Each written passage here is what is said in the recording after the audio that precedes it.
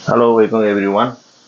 म आज चाहिँ यो पिज्जा होममेड पिज्जा घरमै कसरी बनाउने भनेर चाहिँ एउटा देखाउँदैछु है। अब यो होममेड पिज्जा बनाउनलाई चाहिँ मैले दुईटा अन्डा लिएँ, यहाँ दुईटा अन्डालाई यसमा राखेँ। अनि त्यस पछाडि यो प्याजको टुक्रा काटेँ मैले, यसमा प्याजको टुक्रा, त्यस पछाडि यो हरियो प्याजको टुक्रा अनि टमाटर अलिकता। अब यो चाहिँ ठ्याक्कै पिज्जा जस्तै हुन्छ, होममेड पिज्जा, एग पिज्जा।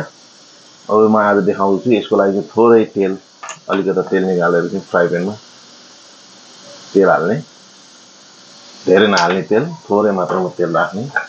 अनि यसलाई चाहिँ तेललाई चाहिँ पुरै फ्राई प्यानमा चाहिँ फिजिन दिनुपर्छ।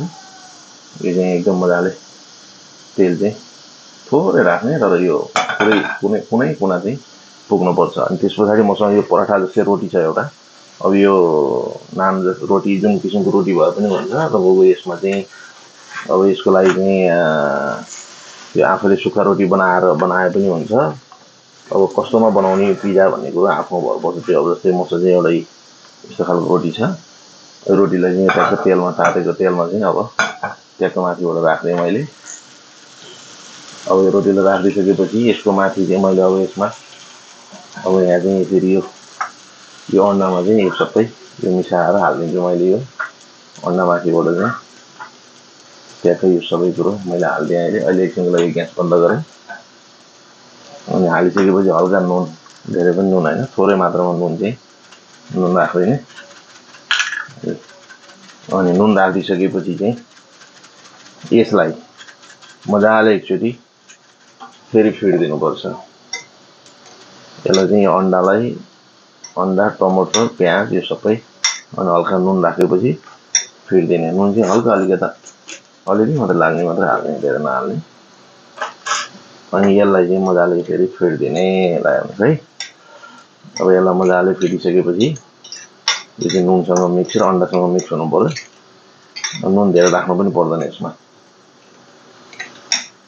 अब यो चाहिँ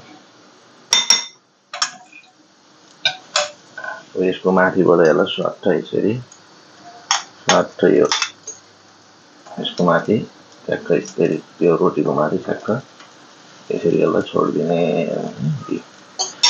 अब यो रोटीको माथिबाट यसलाई राखिदिइसकेपछि ग्यासलाई हल्का सानो गर्ने, धेरै ठुलो नगर्ने। ग्यास चाहिँ एकदम सानो हुनु पर्यो। त्यो ग्यास ठुलो भयो भने यसको पछाडि तल यसको पिठ डढ्छ।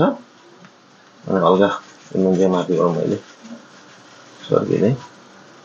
अब यो पिज्जा ठ्याक्कै पिज्जा जस्तै हुन्छ। यसलाई अब ठ्याक्कै एकचोटि यो भइसकेपछि फर्काइदिनुपर्छ। फर्काइदिइसकेपछि ट्याक्कै यो घरको जस्तै पिज्जा। अब आफूलाई चिज हालेर खानु मन लाग्छ भने माथिबाट चिज पनि हालिदिने, नत्र भने यो खानालाई एकदम रेडी हुन्छ, एकदम रेडी हुन्छ, स्वादिष्ट पनि हुन्छ। बच्चाहरूलाई घरमा चाहिँ स्पेसली यसो छुट्टीको दिन पिज्जा बनाएर खुवाइदिउँ भने यसरी पिज्जा बनाएर यस्तो हुन्छ होला। अनि यो ठ्याक्कै घरमा बनाएको होममेड पिज्जा, ठ्याक्कै पिज्जा जस्तै हुन्छ।